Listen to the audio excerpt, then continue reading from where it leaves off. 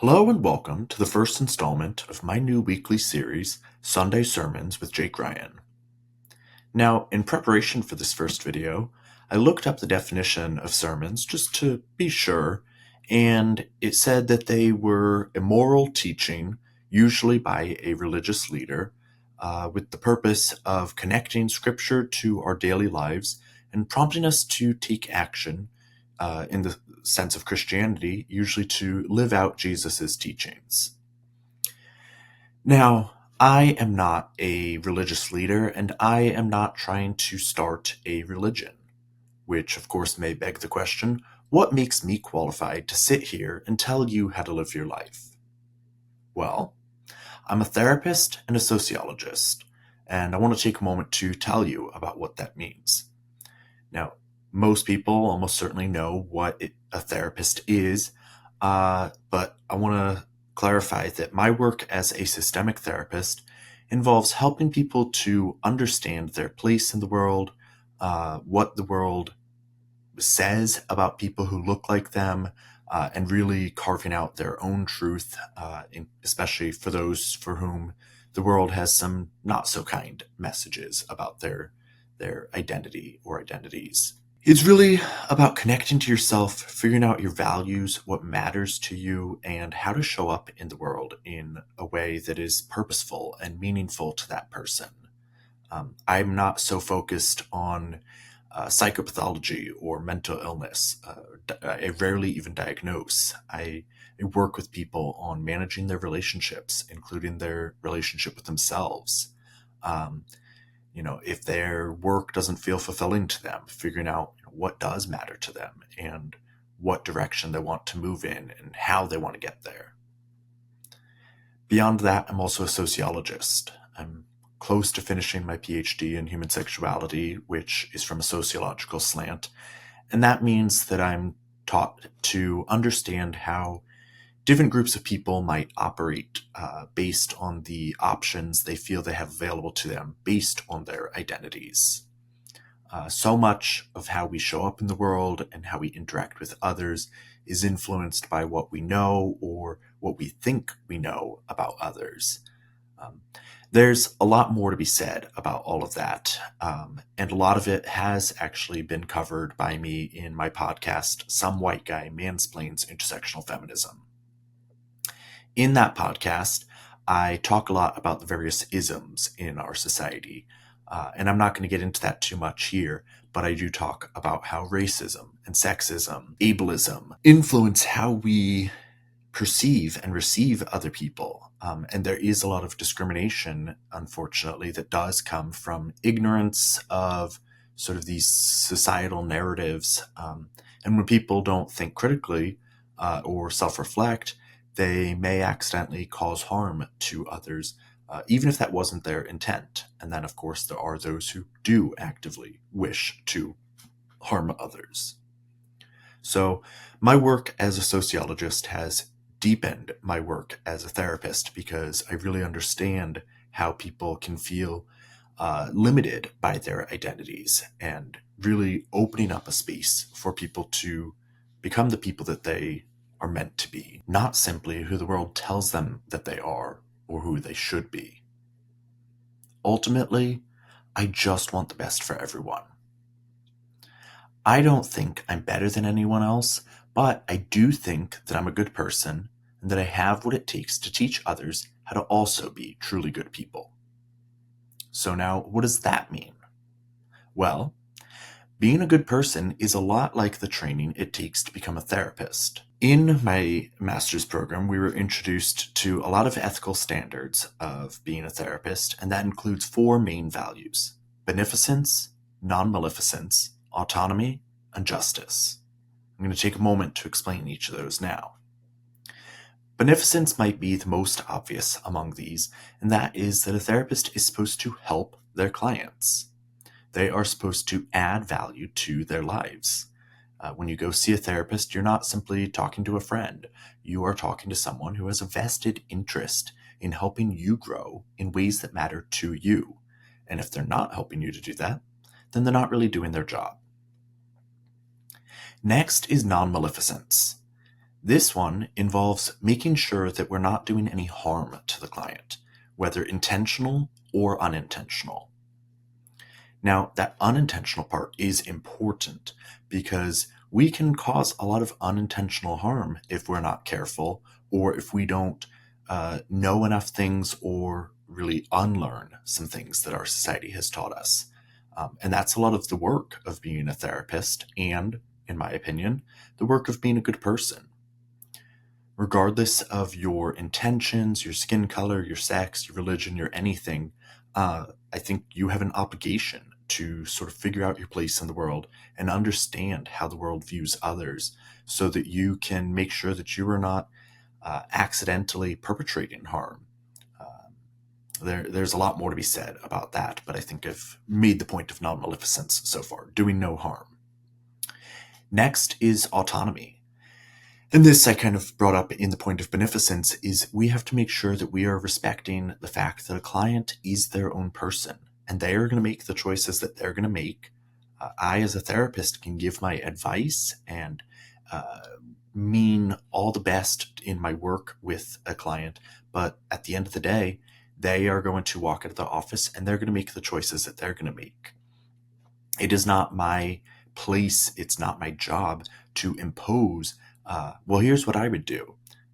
I can make suggestions, I can point out what I think is moral or useful, but it's my job to respect that the client is their own person and they are living their life, which I have no control over. The last value that is important for therapists, and again, in my opinion, for everyone, is a sense of justice. And again, similar to non-maleficence, this involves understanding the bigger picture. Some clients, especially those from marginalized backgrounds, are going to experience more discrimination, and therapy has evolved to the point that therapists are expected to advocate for their clients both in and out of session. And doing work like this and my podcast and my books is part of the way that I advocate for clients outside of session. We can't just sit with a client and talk with them about the problems of the world, such as, let's say wage disparity for women and especially women of color, and pretend to be helpless in the face of injustice. We have to speak up against injustice and do everything within our power to create a more just world. This kind of comes down to the idea of, and you've probably heard this term before, the social contract. The fact that we are all in this world together and we have to find a way to make it work. We can't just be ignorant of the way that the world operates, at least not if you want to consider yourself a good person, because being a good person takes action. It's not just a label that we bestow upon ourselves without earning it. We have to actually live it.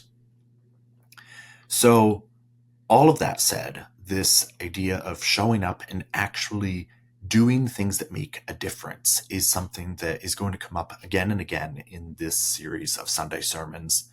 And I'm doing this because I want to build a following. I want to find people who maybe are wary of religion, but they see themselves as good people who want to make a difference in the world.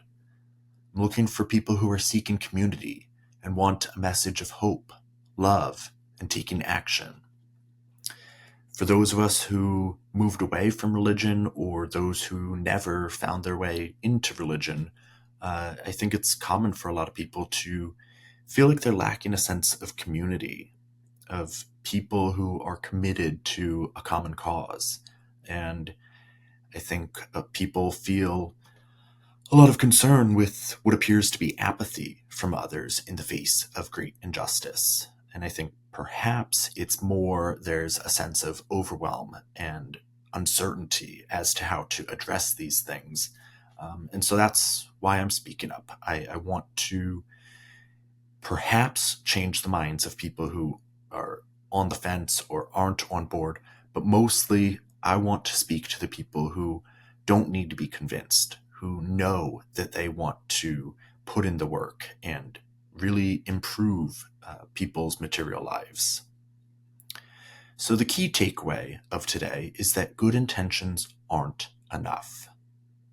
It is not enough to just think of yourself as a good person if you aren't doing anything that makes a discernible difference in others' lives. Sure, wanting to be a good person or to be a better person is a great start. Seriously, that is so great, and it's always welcome, but it is not enough on its own. Going to church every Sunday, if that's something that you want to do, is great, but not enough. Going to therapy, also great, and falls under do no harm. In many cases, it can, but again, is not enough. As I mentioned, I grew up Catholic. I went to church every Sunday throughout my childhood and also went to 7 years of Catholic school. And really, there was a lot of great messages. Maybe I didn't agree with all of them, but a main problem was that I often didn't see people walking the walk. Now, this is not to knock all Christians. I know that there are many people out there who identify as Christian and who do actually do what they can to make the world a better place for others. But I think a lot of people view going to church as enough. Um, you know, check that on the to-do list, on to the next item, I'm a good person. And it's just really not that simple. Interestingly, one of the things I did learn growing up in the church is that Jesus didn't hate a lot of people, but he did hate hypocrites and people who only prayed where they would be seen doing so. The fact of the matter is, it's not about looking good, it's about actually showing up for others. As I mentioned with the social contract, I believe that we have to look out for each other. We do. The US loves to push this narrative of rugged individualism, this idea of everyone is for themselves, and if you succeed, it's because you did that yourself. And that's really just not a helpful idea. It's at face value, it seems noble, but the reality is, I have achieved a lot, and many others who have achieved a lot will attest this too, that we didn't truly do anything alone. I've gotten where I am today because of the support of friends and family and the guidance of mentors and supervisors who taught me from their wisdom and experience. I have accomplished a lot, but I did not do it alone. We do need each other. And those of us who are able to do more, I believe, have a moral obligation to do more for the others who need us. In Catholicism, the Catechism teaches that humans' purpose is to love and serve God on earth so that we can continue to love and serve Him in heaven. Now, as I mentioned, or may have mentioned, I no longer subscribe to the Catholic faith or any branch of Christianity. But I do think that having a teaching like that goes a long way towards quelling existential anxiety, because the fact is, none of us know why we're here. If you are Catholic and believe the teachings of the Catholic Church, you do have that sense of purpose, and that's great. But none of us really know why we're here. I could guess, I have my own beliefs, but it doesn't make me any more right than anyone else. However, is it not much more likely that we are here and meant to love and help others than to judge and control them? I believe we are supposed to actually help others. And I think it's important to remember that we don't help anyone by just feeling bad about the status quo. It's great to feel bad about the injustices and ailments of the world. It shows that you are connected to your humanity and you care. But you have to do something with that caring. You also have to remember that you cannot do everything. You cannot, in this lifetime, effectively address poverty and war, sexism, racism, famine, any of the issues that are going on in our world. But you can look at what breaks your heart the most and start there.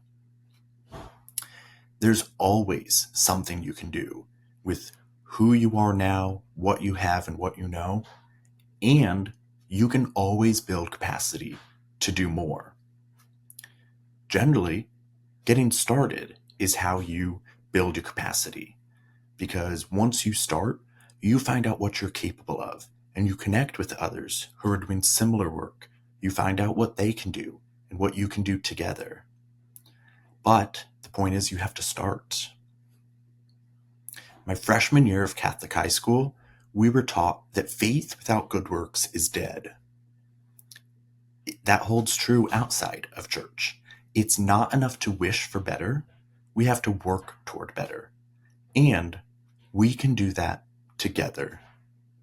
So, join me every Sunday as we delve into more issues of putting love into action toward the pursuit of truly helping others. Until next time, I'm Jake Ryan.